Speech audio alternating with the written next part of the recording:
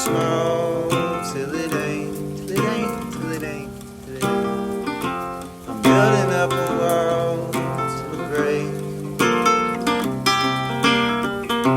She hated when I call and it's late.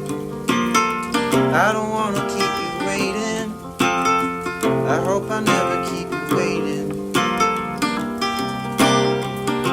She think I know it all, but I don't.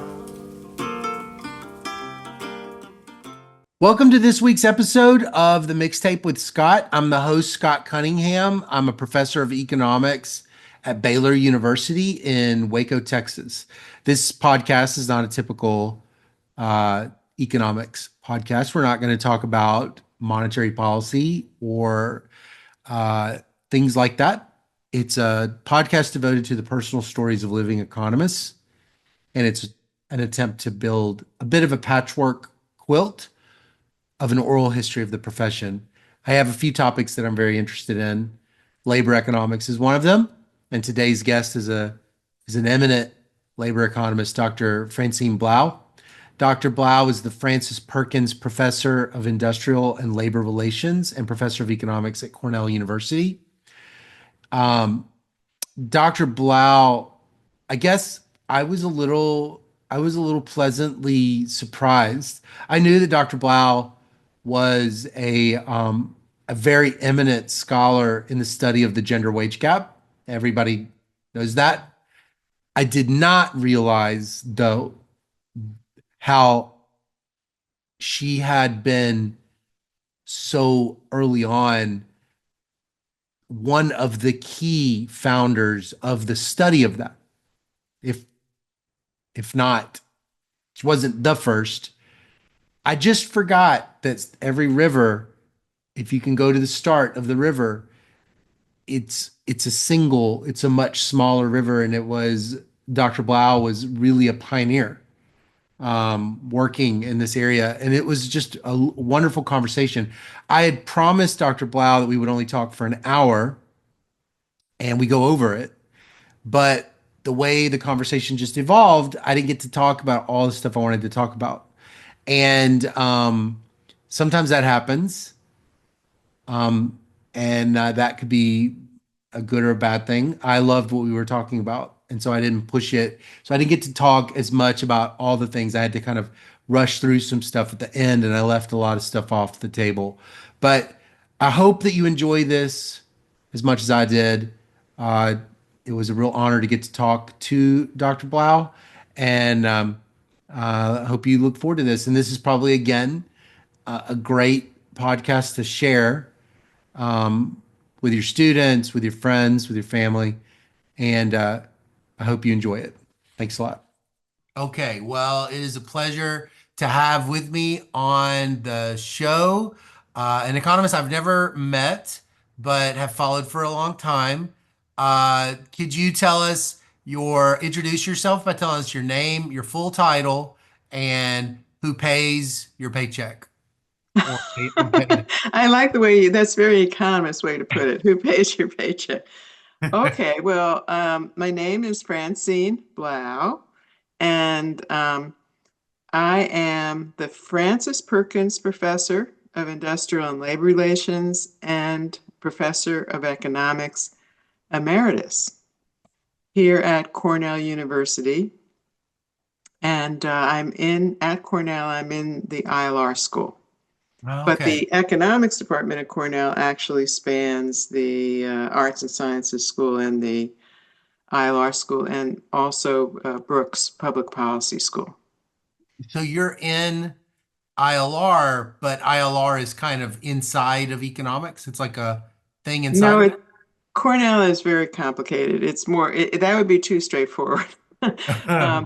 We have ILR is a freestanding unit, and some of the ILR faculty are in the economics department. Oh, I got it. Okay. Spans actually 3 colleges here at Cornell. Okay. Okay. I'll ask more about that soon. Let's start with an icebreaker. Can you share a story of a vacation that you've taken in your life? Doesn't have to be a recent one. Doesn't even have to be a great one. But it's memorable in that you still find yourself every now and then thinking about it? Actually, I think that vacation might be the first time my husband, Larry Kahn, and I went on sort of a little more ambitious kids trip with our kids when they were children. They're, of course, both grown up now. And we went to San Francisco with them. Mm. And two things that really stand out to me about that is one, my son's joy. I mean, he was maybe about 8, and we lived in Champaign-Urbana, Illinois at the time, and he started running down the hills backwards. He was just enjoying it so much. San And Francisco? the other thing that stood out to me about it is I really felt I had a better time with the kids than we would have had alone, which was a little Mm. transitional for us. You know, we always loved them, obviously, but there's a lot of work and this and that. And Oh, seeing everything through their eyes and oh, the fact that maybe they were 8 and 6, something like that. yeah. When was that? That was in Oh the my eight. goodness. Well, they're in their 40s now, so Oh, okay. yeah. So that was your first time to San Francisco, or it was a vacation? No, no, it was the first time with children. Ah, okay, got it. Well, so where did you grow up? I grew up in New York City. Oh, you did. Yeah, I lived in Manhattan actually till I was 10, and then we moved to Queens. So I'm from Manhattan and Queens. Oh, wow. What'd your parents do for a living? They were actually both teachers, Oh. um, high school teachers. Um, there's a whole story in there. My father had been active in trying to organize a teachers union when he was younger, and that in the 1950s was viewed as a communist front organization. And so Mm. he actually lost his teaching job in the New York City school system during the McCarthy period in the Oh, wow. 1950s. Yeah. Huh. And he was an English teacher who had started as a sideline doing speech therapy. And Mm. so he actually shifted to that full time, and he later expanded to remedial reading and special education.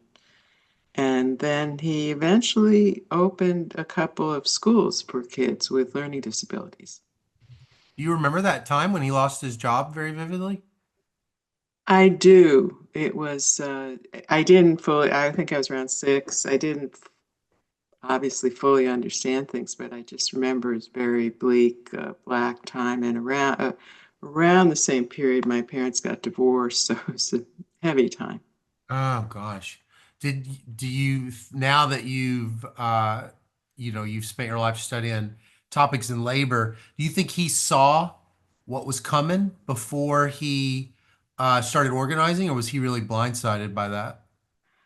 I think he was blindsided. Mm. I don't think it was even something he was currently doing or particularly involved in, but he Mm. had. And, you know, I mean, obviously it was so unfair. I mean, he fought in World War II and, Mm. uh, Is that why but you is that why you moved to Queens? no, it was just, Oh, yeah, yeah. wow. But he just started gravitating to Queens, I see. just, yeah.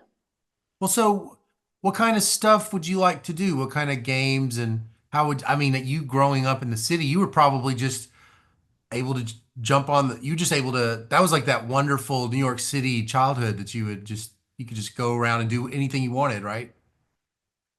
Well, yeah, especially in those days, Uh-huh. maybe did things that we wouldn't want. I remember being quite small and my father showing me how to get on the bus, which was, I think, a straight shot to his office at that time. You know, that was something I was going to do alone as a very little kid, which I don't think we would do now. But it was an interesting, actually, I lived in a very interesting place. I don't know if you would have heard of it.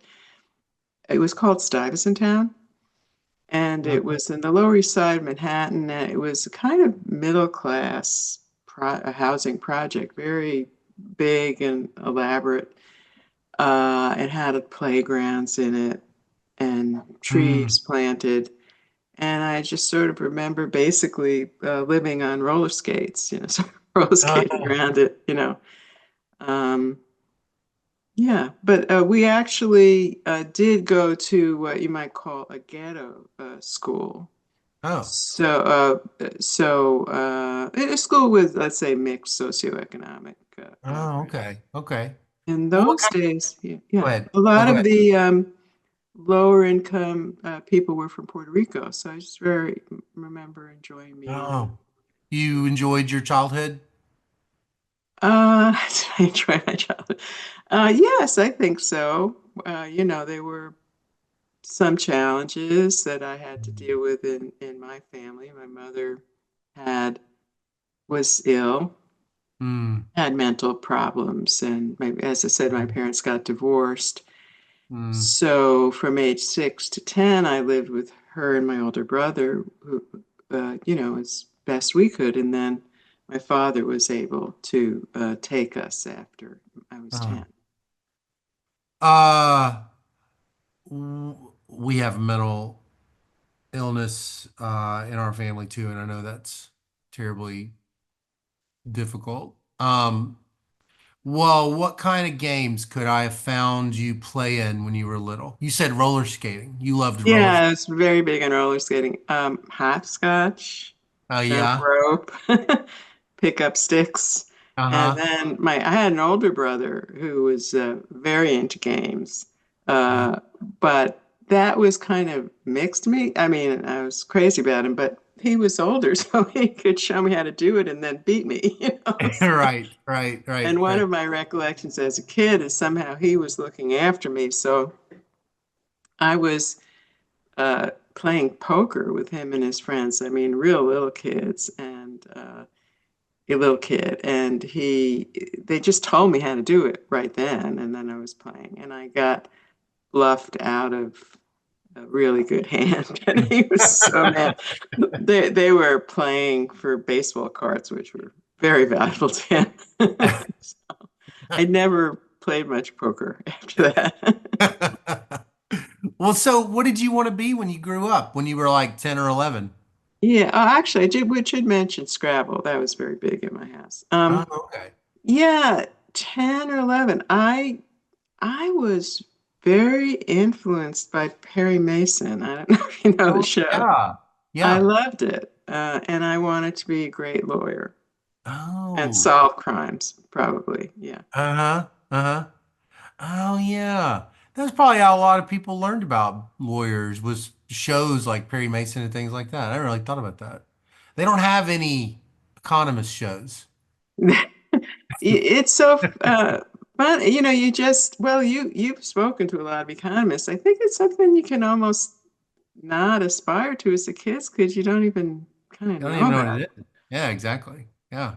Uh, yeah, the episode would be like, look at this episode would be about some big data set that the economist finds, and it's not as exciting as watching Perry Mason uh, go after somebody. Well, that's funny because once when my son was in uh, probably elementary, maybe middle school, maybe elementary school, they had parents come in and talk about what they were doing.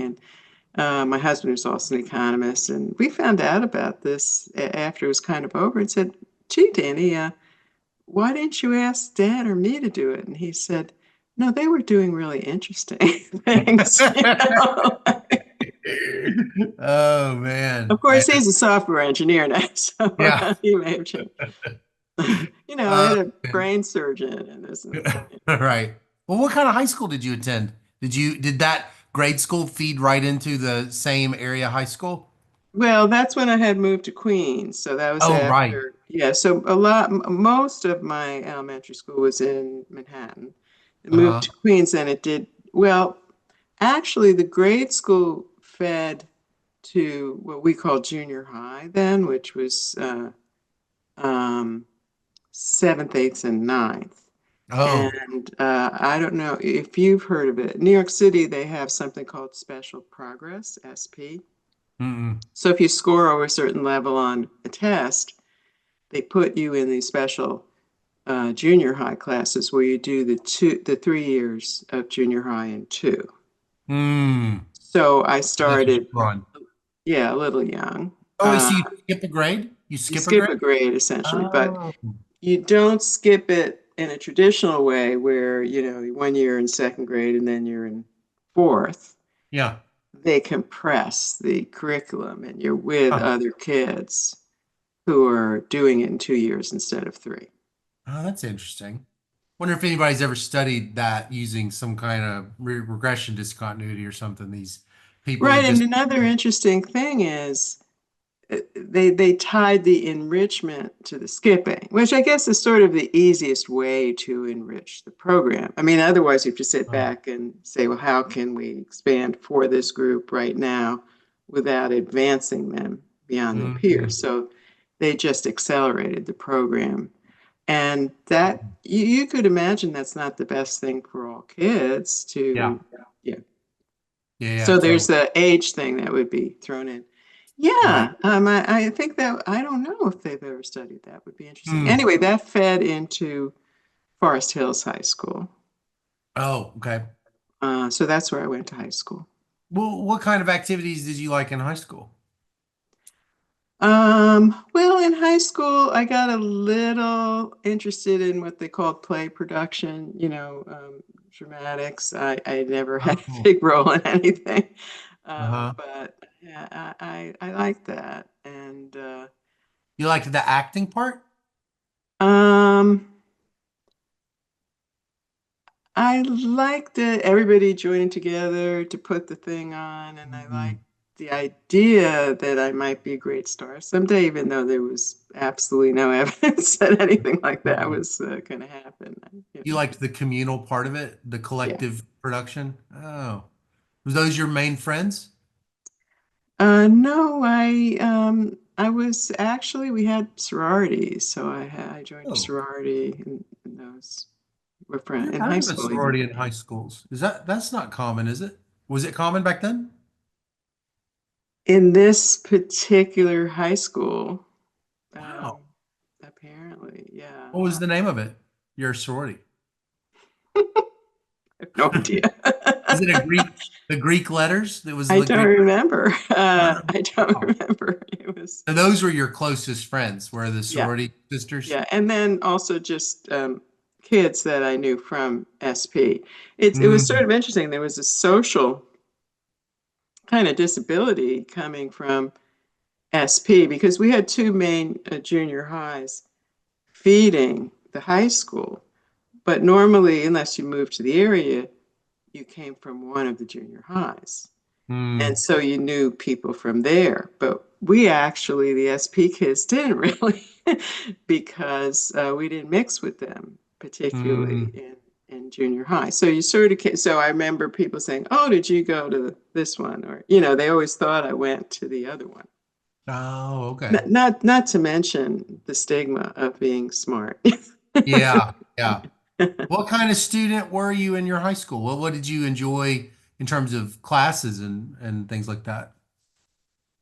Well, I kind of liked everything Hmm. in those days. I,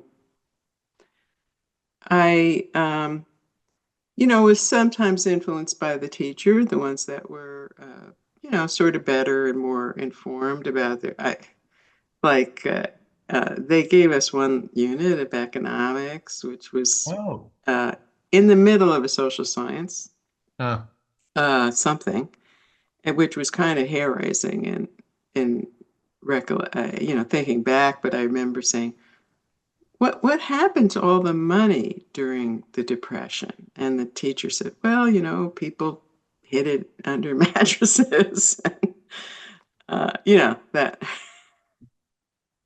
huh. So But that, yeah. But he, I did really like the beginnings of social science. I mean, there wasn't that much of it, but I loved history and everything that explained how people lived and what they did and all that. mm, mm. Hmm. but I always loved history a lot.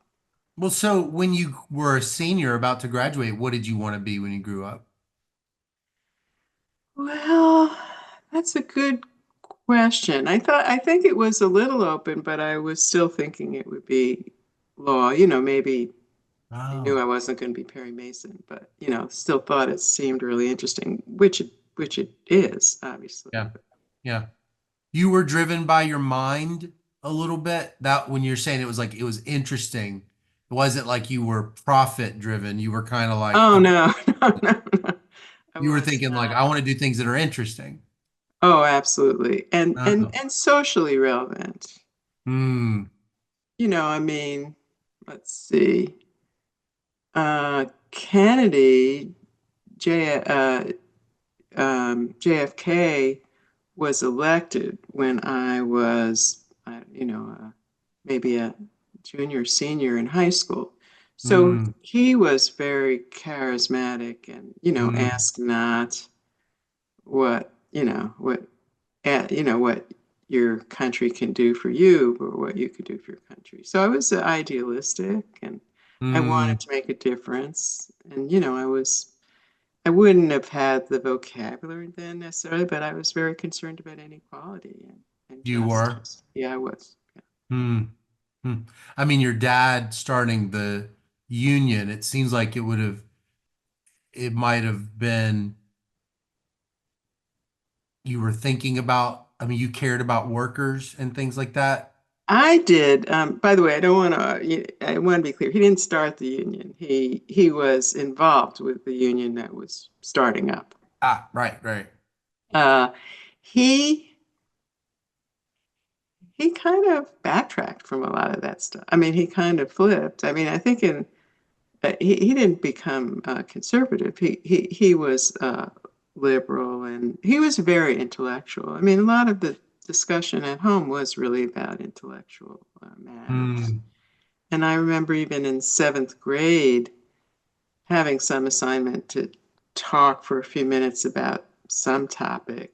Should the US recognize China? I didn't feel like I had to even look anything up, and this was just in the household we discussed stuff. Oh. But he didn't stay too far left. I mean, I would say, he started to move right eventually. An aging thing, or was that shock to his that Yeah. termination kind of did something? Yeah, I think he wanted to leave what happened behind him. Oh, I bet that must have hurt. Yeah, yeah. Mm, And I came in contact with someone I knew growing up, a very good friend in elementary school. And our parents were friends. It turned out the same thing happened to her father. mm, Um, and she was a writer, and she was researching it. She's written some interesting nonfiction things. I don't know where she is at in this project, but she got me the transcript of the hearing at which my father essentially lost his job. mm, They called the people up and they asked him about himself, and he talked about himself. And he had recently got a grant from somewhere to study science preparedness. This was, around maybe before Sputnik went up and made us worried about it. And he talked about himself and everything he was doing, and they asked questions. And then they said, essentially, are you have ever been a communist? And he said, I used to answer, took the fifth. And then they asked him, "You're not going to answer if he said, I take the fifth." And they said, "Next." And that was it. mm, I mean, you know, mm. everything he had invested in. And ironically, he said he grew up in the Lower East Side of Manhattan, that he'd gone into teaching because it was a secure profession. Mm. Well, where all did you want to go to college when you were graduating? Were you applied to a lot of places? No, it was something of a different era, and we weren't exactly from a high income group. So, not everybody, but a lot of people I knew were going to the city schools, Queens College primarily, because we were in Queens. And they were excellent. They were Hmm. excellent schools, and economically couldn't be beat. They were free.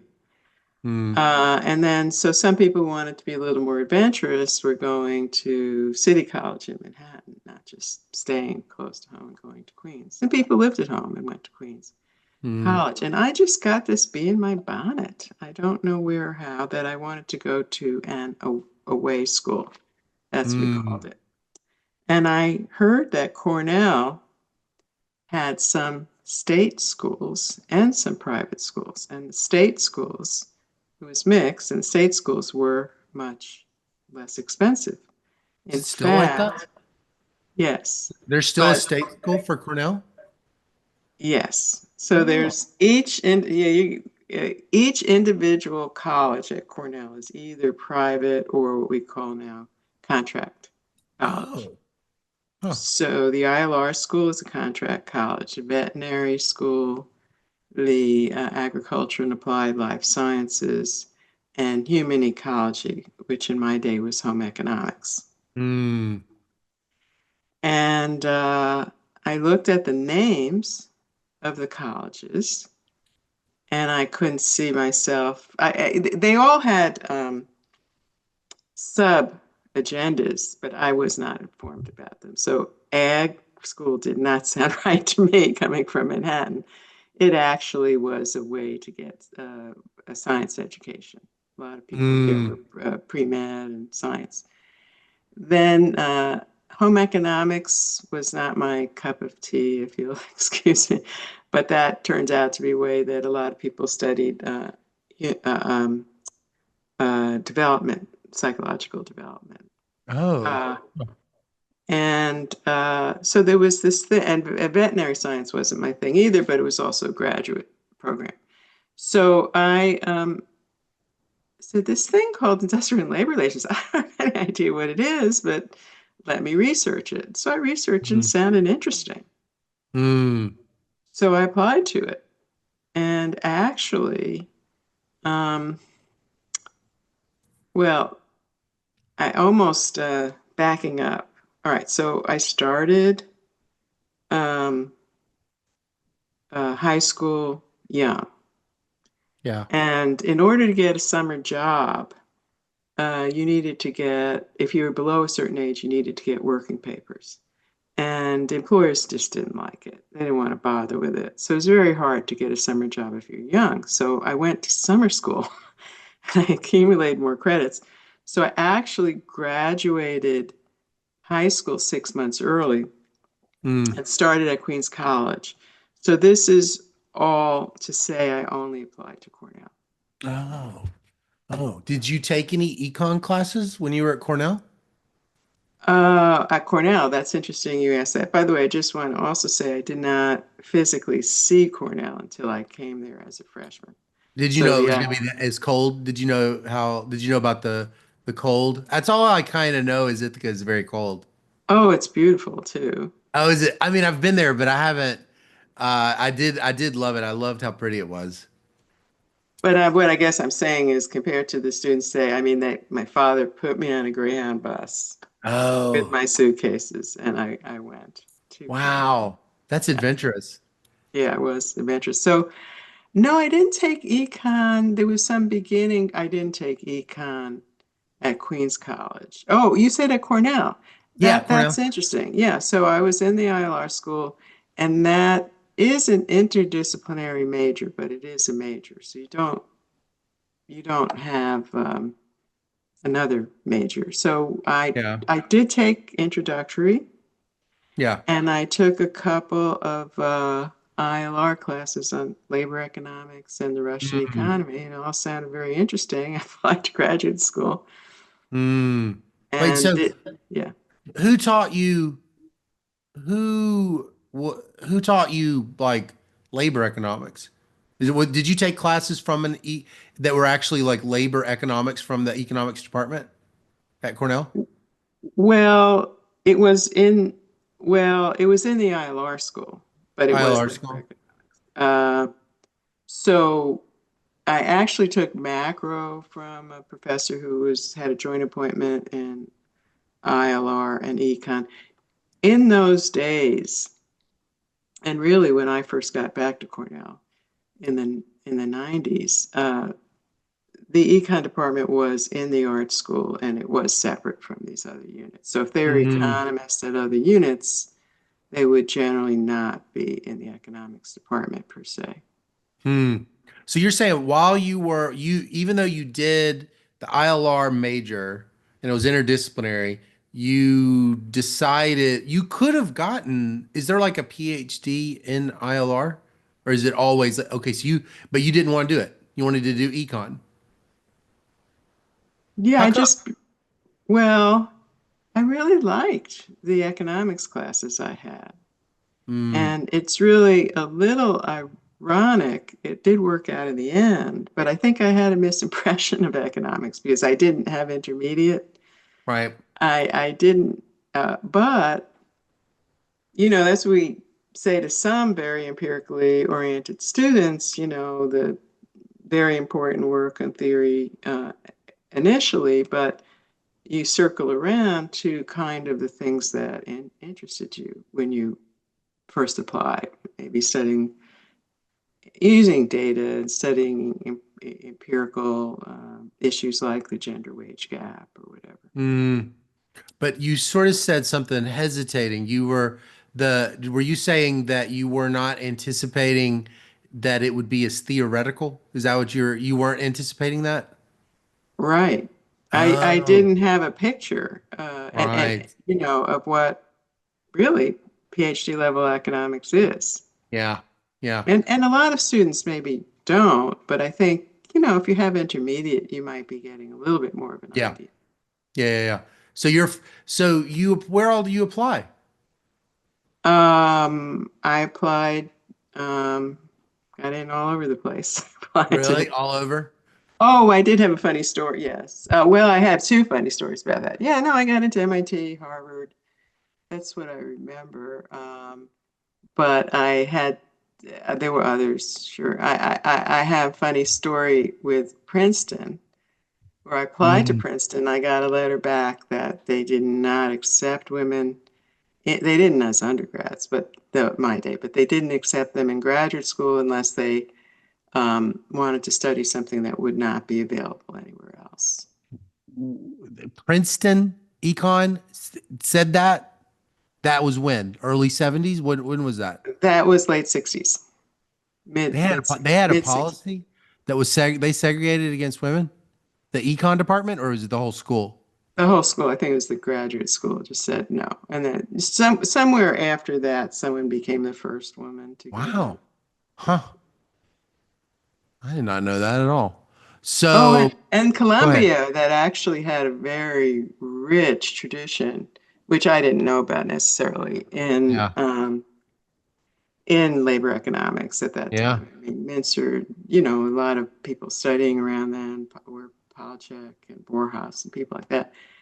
I never heard from them one way or another, but by then I just figured by the other places I got in, my application must have fallen on the floor or something. Right, right, right. Was it hard to pick Harvard over MIT? What did you know about I what informed your think preferences? I I I think I was underinformed about it. Huh. To be honest, I I didn't fully know what to do, except I had some professors, or at least one that had gone to Harvard, and you Hmm. know, talked that up. But somebody came from MIT, I think, to give a talk, and he met with me. Um, it, I'm embarrassed to say the deciding factor for me. I got something from the Grad Student Association at MIT, and it talked about activities, and it said how to meet women. Oh, it said that. Oh, I mean, MIT Econ said that. Oh, The students, it was something from the students. They said, Now, I'm sure it was no worse than Harvard. I mean, women were a teeny tiny minority then. Yeah. Uh, but it was, I don't need to go to, place like Yeah. that. And then my little stereotype of Harvard, this Ivy League school, MIT, more kind of industrial and Mm, mm. more industrial looking. And so I didn't know that what was true then.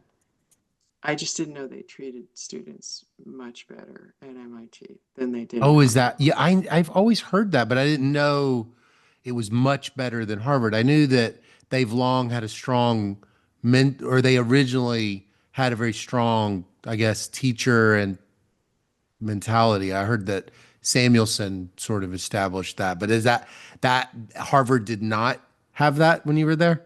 No. What was it like? Well, it was very big. I mean, you wouldn't believe how big it was at the time, but there were over 60 students. In the And econ program? yeah, in my year, In your year? it's hard to believe. I always say, did I remember wrong? But some in econ, some in business econ. And so it was big, and it was almost no women. There were about four or five. If you were in a big room, you might or might not see another one. Mm. Um, and I had there was an article in the New York Times somehow around when I was there after I had finished a few years. And somebody said that their first year at Harvard was like the worst year in their life. Mm. It just was very impersonal. Mm. Mm. And then I think people manage, and some people formed very good relationships with mentors and stuff. But yeah, Well, what year was that? That would have been like, was that the I late 60s? actually I started in '66, Oh, you started in 66. Wow. Uh, well, so what were and those? it was a little bit also split. Oh, and it was really funny. I was going to say it was split between what you might call the old economics and the new economics, Yeah. which I think MIT with people like, Solow and Samuelson, et cetera, and equivalents in econometrics was more modern in that respect. So the big labor economist when I was there was John Dunlop. Mm. And I went actually in part because at the time I had heard of Dunlop. It turned out he had been chair of the department and was on leave the 2 years I was doing courses. Oh, okay. But the others were assistant professors, and Kuznets was there. Oh, wow. Um, but the funny thing, actually, one of the most magnetic people there was Gerschenkron. And I did do a bit of economic history because of that. Alexander Who? Gerschenkron. Oh, okay. I don't know that person. He's an economic historian. Huh. So that was one of your fields? Yeah, Oh, and development and labor. But I okay. remember, like, I had come from Cornell and ILR school. So, like, I remember kind of like raising my hand and asking a question or saying something in Kuznets' class, and he was like annoyed. What about that you would Someone even was ask? interrupting. Yeah. Oh, huh. What do you think about all this theory? What do you think about the micro theory classes, seeing it for the first time like that? Oh, I mean, it was very traumatic. I mean, I mean, also, I think, I think the first exam we had, I think the meeting grade was 54. It was pretty traumatic for everybody. And it was actually Marklin, don't know if you've heard of Margolin. He became a radical economist, but he was just He became a what? A a radical economist? radical economist. Yeah. What's that mean? What do you mean? Well, like Um, URPE type, Union for Radical Political Economics type, oh, left, you know. he was heterodox. But he wasn't at the time. But I Oh, thought you might have heard of him from that. okay, okay. Because No, I that's have. the direction he went in. Oh, and he was a tenured faculty member at Harvard, or he did not? He was tenured probably when he became Huh. a heterodox, but when I had him, he might have been an assistant professor, but he said to the whole class, um, well, I expect to see some improvement, or you've had a nice fall in Cambridge. So it's pretty direct that he was going to fail people. Yeah, but in the end, I don't know that anyone really necessarily Mm. did. The big thing was the qualifying exams that were oral. Oh, they were oral They qualifying. were oral. One of it was written for the first time, maybe kind of, no. Well, no, I mean, theory was, of course, written, but no, I think Yeah. everything else was probably oral, Huh. including econometrics, which is sort of weird. But Kuznets, great man that he was, he was teaching a class that was, my gosh, we're going to spend the whole time on this. I'm sorry. I know. That's okay. But I do love hearing it. But keep going. Um, so he was teaching a class in the development sequence, but it was a lot about national income accounting, which of Yeah. course was extremely important. But Hmm. so some students in the development area ran a risk they wouldn't have him on his on their orals, and didn't study that. And I was not going to do something like that. So I actually found it interesting too, but I studied it. So why did, Kuznets fail so many people? So he asked me some question, which I just knew the answer to. It was very straightforward. And then I answered it, and he looked at me like, really? Why would you say that? And I found out later that people who hadn't studied as much might get rattled and switch. Oh, no, I really meant the other thing. And I said, well, here's the reason, or whatever. So he was Mm. actually trying to He's trip gonna people, try to trip people up a little bit. trip them up. Yeah. Wow. I should try that, see what that does. I don't think my students would like it very much. Well, so who was your advisor? Well, my advisor was Peter Daringer, Hmm. who I guess was an assistant professor there at the time, and later moved to BU. And Hmm. then a very big thing for me was Richard Freeman came to He was on your Harvard. commit. He was on your committee. Yes, he came to Harvard, and I was able to add him to my committee, Oh, and wow. he was super. That must have been a great match. It was fabulous. Wow. How long was he there overlapping with you to sort of advise you? Well, I left, I relocated after 3 years at Harvard. Uh-huh.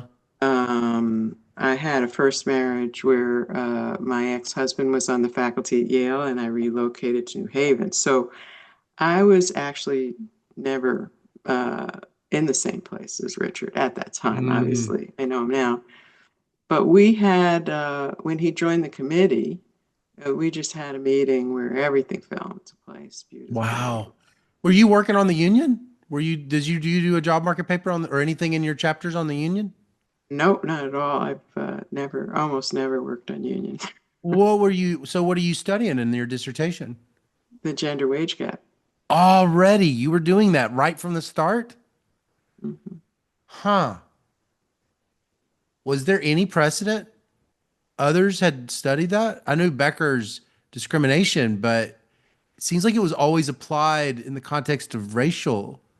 I Right. mean, I hadn't seen anything. And so you were one of the first, or if not the first? Well, one of the first, yeah, one of the first. Wow. They're probably not the first. I mean, in that range, Polachek, Minster and Polachek came out. That was very important. He Yeah, wrote about it. yeah. Oh, so what are you writing about in your dissertation on the gender wage gap? Well, actually, it was a little farsighted, but it was a little too farsighted in a way to do me the most good because so what I did was I found out and I got some, which took a long time, some data from the Department of Labor, and I focused. See, there's a lot of emphasis if you would, just as today, think about any kind of differential, the role of productivity versus other factors. So this Department of Labor data had information on what on average men and women earned in different firms in the same very, very narrow occupational category. Individual level data? You had individual level No, I had averages, averages but by firm, by firm, and you could identify the sex of the worker? yes. Male, Averages by sex inside of a firm. How many firms? a lot of firms. I took 3 cities of it, a lot of firms. So Wow. it's, yeah. Okay, keep going. Sorry. Yeah. So it was within very narrow occupational categories. So it would say accounting clerk class A or class B. Oh, So I felt that could take care of the productivity aspect of yeah. why men and women, potentially earn different amounts. But what I found was that men and women were segregated by firm within the same occupation. And that was the source of labor market wide pay differential between men and women in the same occupation. And Mm, moreover, that the firms that women were in paid lower wages across the board. So they were essentially, quote, low wage firms. mm. And conversely for men. And if a man happened to be, or if the average for the men who were there, they would earn less too, Mm. quote, low wage firms. And that, again, this was true across all occupations within the firm. So I essentially was talking about high and low wage firms Yeah, yeah. and that as a reason, that There, type of segregation. And that what there. I argued was that the preference for male over female workers was pretty widespread, but the ability to pay for it was different. And the low wage firms are low wage for a variety of reasons. And I did some, regressions about it, what industries they're in, what size firm, et cetera. And so they would have to hire the women, whereas the high wage firms could pick and choose. Oh, wow. Wow. Was that pretty exciting, that project? It was enormously exciting to me. Yeah. It was, I sort of made a mistake there, and I got a lot of compliments on the dissertation per se. And I made it into a book, which is not the best way to go in Mm. economics. Probably would have been better to have articles, but Where'd you publish that book? What's its name? the name is Equal Pay in the Office. I did not choose the name, but I think they were hoping that that would make it sound more generally interesting. It is a dry Mm. economics book, interesting to economics, but not to economists, but not to Well, you've got Freeman on your committee and he writes so many books. And maybe was he writing as many books back then? I mean, you No, he wasn't. He wasn't. you But would have seen. Daringer said you should send this off. So I was Oh, hoping. he said that because you didn't do the three essay thing. You did a dissertation. It was a book. Oh, I got it. Got it. Got it. Got it. Oh, that's so neat. So you had really, I mean, you had done something pioneer. You were a pioneering labor economist that had been not explored at all. The gender gap. right. The I mean, generation. obviously there were others too. One of them just got the Nobel Prize recently, but Yeah, yeah. yeah, no, But but pioneering. wait, I mean, and also wait, it were you was and Claudia Golden around? Wait, when was she? Did y'all know each other when y'all are at different places? So, no, it's so funny because she's a Cornell graduate oh, and we are in exactly the same class, oh, but I graduated a year early. But otherwise, we started at the same time.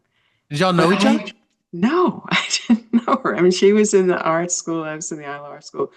It turned out, in hindsight, look, we had a good friend in common, but we Wow. When didn't did y'all become friends, or professionally. y'all have Yeah, been professionally know because you're in the same uh research so often. So you've known her for y'all have known each other for a real long time. right, definitely. Oh, wow. So you go on the market, and do you go directly to Illinois? No, that was a little. So I did leave Harvard after 3 years, and I kind of bumbled around a little bit. Um, another problem I had at Harvard was I started very young.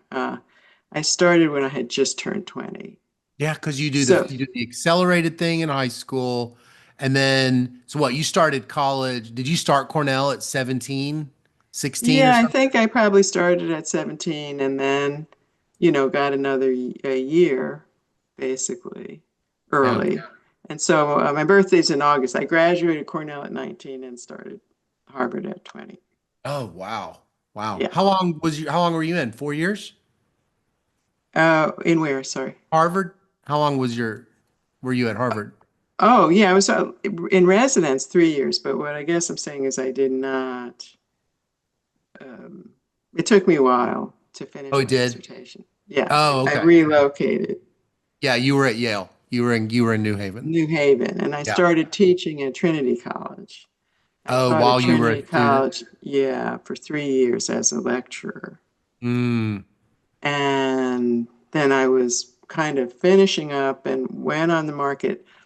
And I got some nice action from liberal arts schools like Smith and Williams, but not from more traditional research oriented schools. So I mean, of course, they do excellent work there too, but I kind of wanted a more traditional research setting. Mm.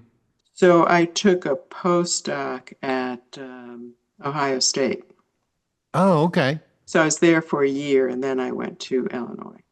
Mm. So what was Illinois like? You are teaching labor? Yeah, Is that what they so hire you to do? yeah, so Illinois 1975 is when I started there. Mm. And it was, yeah, as a matter of fact, an unusual. Well, it was sort of going back to my roots in a way. I had a joint appointment with the Labor Institute and the econ department, and I got Mm. to really just teach labor, grad Mm. and undergrad. And oh, and there was actually one of the first courses on women in the economy. Women in You the, did. yeah, You taught that first course. Where one of the first. does your textbook grow out of that class?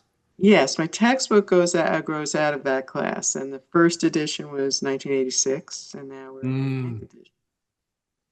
Did so you were at Illinois for 11 years before you published that book. Is that right? No, Uh, you did the yeah, postdoc. yeah, no, no, yeah, no. I mean, I was at Illinois as assistant professor, associate, full, or So whatever. 11 years you're teaching that class, and then the textbook grows out of those lecture notes. Yes, with my co-author Marian Ferber, who is also teaching it. She was at Illinois with you? Yes. Oh, okay. Okay. Okay. Uh, I'm curious, uh, uh, how long did you and how did you and your husband end up working on on so many papers together? How did that even happen? I'm assuming, I mean, it's not, I know you're happily married too, but it must also have just been there's all these complementarities between the two of you in terms of a co-authorship. How'd that happen? Well, it started first, I think, with one particular paper that Mm, we have a paper on quitting, and that you know, just in talking and stuff, we got interested in doing together, and we just loved working together. We just loved it. And actually, it had some. I don't want to sound like an uber nerd here, but it had some positive spillovers. We had a grant together, I think, and when our first child was born, and we were up in the middle of the night because he woke us up, we'd start talking about our work. So, uh-huh. but it was, we just loved talking about it and working together. And then we actually made the decision to hold off on too much collaboration for a while because we thought there could be a problem with one person or the other getting insufficient credit, or because it's very collaborative and equal. And so we held off for a few years until we were both pretty established, and then we sort of just Mm, did it because we wanted to, and then we didn't have to worry about it anymore, and so we mm, just ended up working together a lot. mm. Well, so what's the complementarities? What do you think now that you've looked back, what do you think your comparative advantages and Dr. Khan's comparative advantages in these papers? Well, I'm not, in a sense, I'm not going to answer that because then you'll say, oh, he's the one who did all that. She's the one who did all this. So Okay. I think but it is the complete, the comfort, maybe especially as women, I don't know, the comfort. I'm with somebody who loves and respects me. I don't have to worry about saying something dumb. I mean, we actually have interesting Mm, interpersonal complementarities because mm. I'll be like, well, and he'll say, yeah, I think, he's, let's step back a minute. And, Yeah. um, I get a little more passionate, I think, about Yeah. some things. But anyway, and actually our children complained about us talking about economics so much, although in fairness, it was probably at home more gossip than it was economics. But I don't know if you know, my daughter is an economist. I wanted to ask, but I was like, tell me her name again. Lisa Kahn. Yeah, Lisa Kahn. Is it also Lang? Is it dash Lang? Is it what? Does it have hyphenated Lang? No, no, Oh, she is Lisa Blau Kahn, but Blau is the middle name. oh, okay, okay, okay. Uh, yeah, no, I did know that. But I wasn't positive, and because I have a horrible memory, and I was like, I don't know if I'm remembering that right. Yeah. But yeah.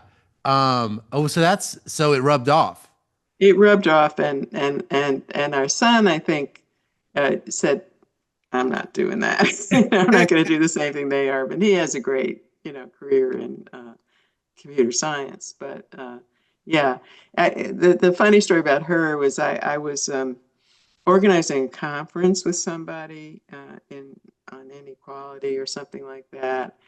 And my daughter was, I was sitting at the computer, and my daughter was about 13, 14. She came in and said, oh, so aren't you going to invite? And she just, from listening at the dinner table, she reeled off about half the people I was going to suggest. So she kind of already she was like understood who's who from like an early age kind of. Yeah. Yeah. And yeah, actually, Claudia Golden and Larry Katz were on her thesis committee, Mm, mm. Wow. along with Carolyn Hawksby. It was a great committee. Okay. Okay. Uh, I'm curious, you have a massive body of work, and I'm curious about your workflow. What it is that, you how would you describe, so there's this Anna Karenina principle from Tolstoy. All happy families are alike. Every unhappy family is unhappy in its own way. And so there's this quote by this physicist, and he basically goes through and lists this all the qualities, the attributes of a highly impactful scholar, and none of it's really intelligence. It's things like being able to come up with a good idea and being able to write it up sufficiently, knowing when to stop, knowing how to push it through the refereeing process and things like that. And it was like he kind of was listing like Anna Karenina type thing. You kind of had to have like 8 things to be able to finish. But he also, it was interesting, he wrote down a production function. He didn't call it that, but he said, he wrote down a Cobb Douglas production function where all of the attributes of the scientists were being multiplied by each other, which meant that if you can't do all of them, then you'll do no publishing. So it's not enough to be good at 7 if it requires that you also see it through the refereeing process. So I'm just curious. I know it's impossible to kind of reflect on like, well, why am I able to do that? Because you don't, it's like all a bunch of stuff. But I'm curious, like, why do you think you've been able to just generate so much work consistently and be so consistent over time like that? What is it that's different about you? Well, I don't know what's different about me, but I know things that have helped me. And I did write about this a little bit in something that asked me to reflect. But I I think overcommitment is very important. Mm, So, I mean, it's you need an optimal level of overcommitment. If you're mm, too overcommitment and committed, and I bet people have got, oh, I have these 10 projects, they're great, whatever, and I promise it. But if you don't have any pressure, so it would be making commitments to do things, and co-authorship is bound up in that. mm, It's I wouldn't let my co-authors down. I wouldn't want mm, to let my co-authors down. So part of me might be tempted, but no, I wouldn't. And to be honest, I'm also very ambitious, and I like seeing my name out there and all mm. that.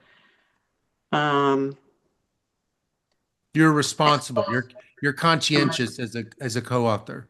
yes, I'm very conscientious, and then some people do it and they're not. So we've had, everyone's had co-authors like that, so that's a problem. But I am.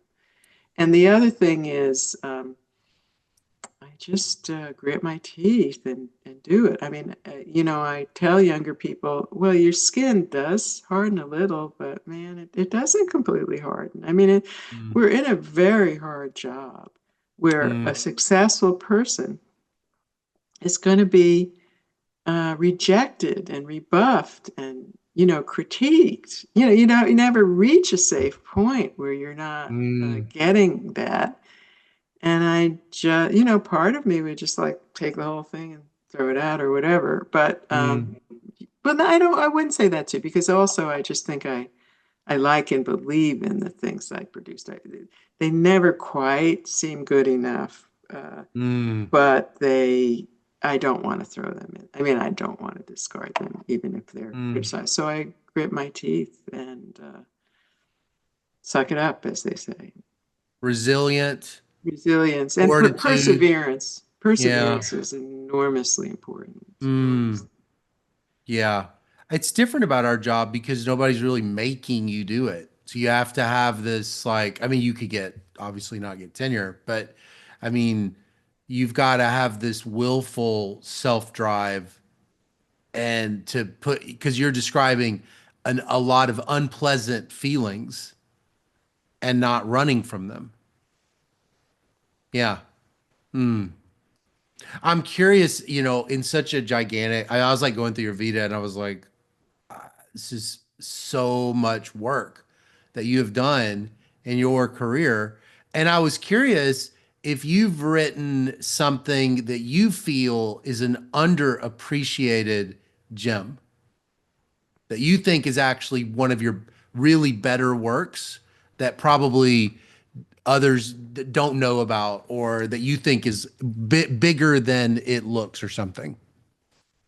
I I do think my dissertation falls in that category because it was almost too soon to be emphasizing the firm. I mean, everybody Mm, was, talking about human capital, right. and it was sort of out of sync. If it had been bigger in some way and more influential, it might have Oh. moved, but it didn't move the profession. And the other thing is that it was a book, which, I mean, I could have, if I'd had advice, uh, written an article, published that, and then submitted the book. But I didn't know about anything, so But you've got um, people like Becker doing his economics of discrimination book and yeah. human capital book. And it's like, it's like if you had a really powerful dissertation, I could easily imagine, yeah, this is how it'll make us, this is how it'll move the needle.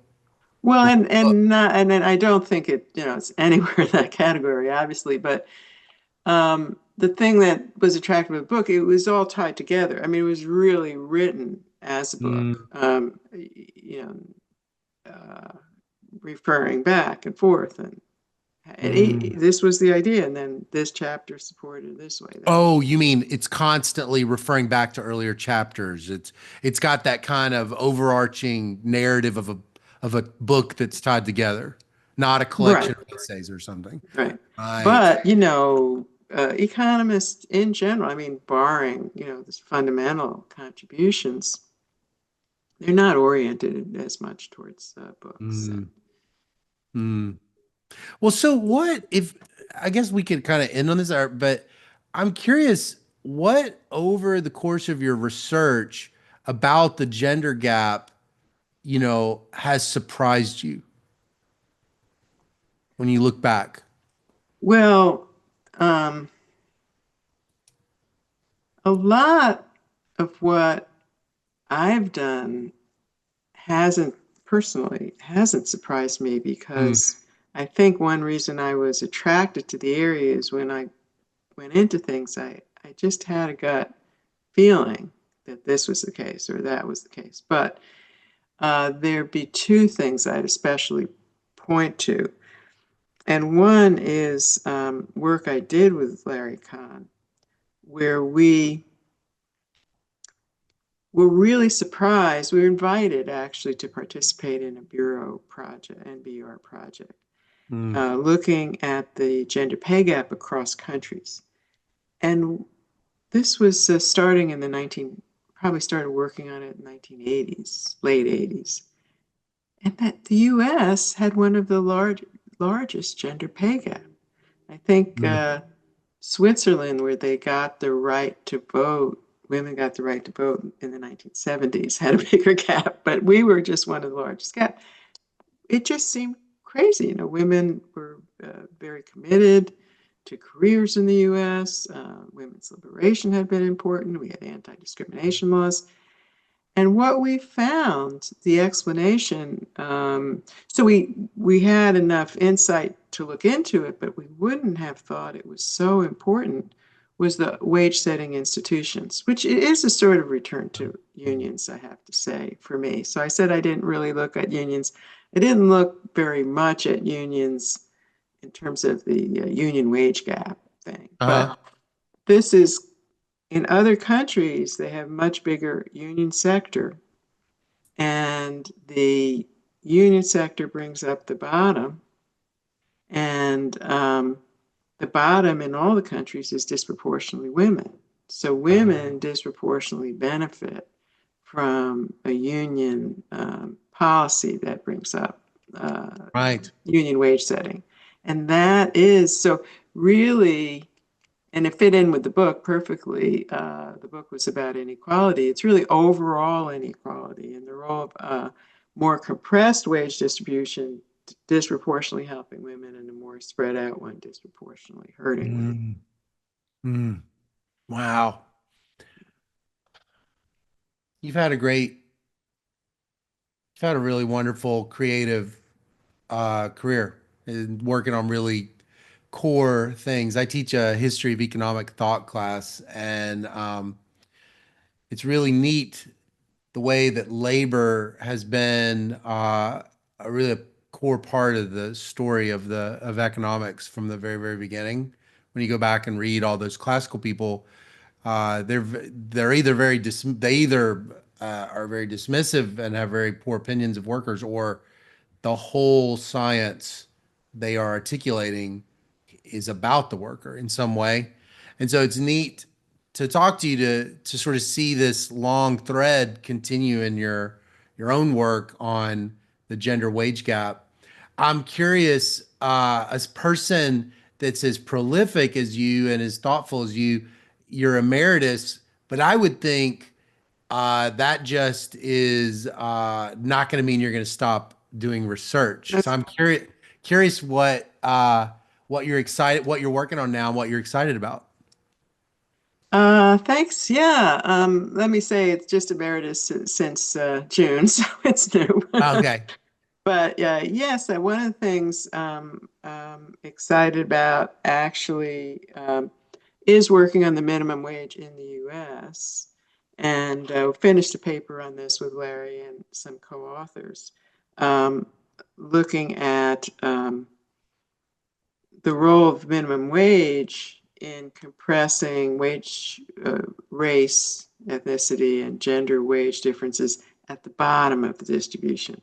You know, the minimum wages in the US are relatively low compared to other places, so they're not going to have too much effect on the aggregate, but we're showing that they have quite a bit of effect at the bottom, Mm, mm, and that there are real losses in periods where the real value of the minimum wage has fallen quite low. There's real losses to these groups. And we're mm, actually also returning a bit to international differences in the gap. And mm, the role of policies like parental leave and childcare. mm, mm. Oh, that's great. That's cool. And you think you can imagine that you might just even continue to be as much of a researcher as you've been before you became emeritus? Does it feel like that's going to keep happening? Well, I think my identification myself as a researcher, yes, I don't know if I'll be as prolific in honesty. Mm-hmm. Mm-hmm. um, but that means I can do a little less and concentrate a little more on particular things. So that's very rewarding, actually. Yeah. Yeah. Yeah. Well, it's been so nice talking. I really appreciate it. It's really nice to meet you, and it's a real honor to meet you too. I really appreciate you being giving me your time. Thank you so much. It's been a pleasure with you, and I'm a fan. I didn't get a chance to say, but what I really like is how you explore very unusual markets, Oh, and I have followed your work. oh, thank you. Yeah. Oh, well, And cool. I should have, really pay more attention. You know, it's very related to gender. Yeah. Um, Hmm. Yep. Yes, it is. Well, you have a wonderful holiday.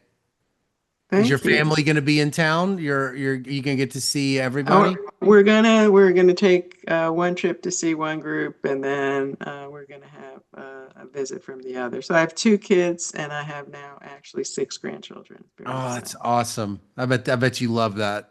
I love it. Yeah, we love it. We love it. That's the Uh, competition to that's great. Oh, that's so great. research. Yeah. Yeah, sure. Being a grandma.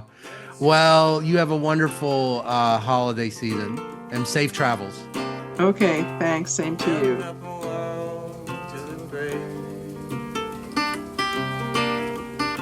She hated when I called and it's late. I hope I never keep you waiting. I hope I never keep you waiting.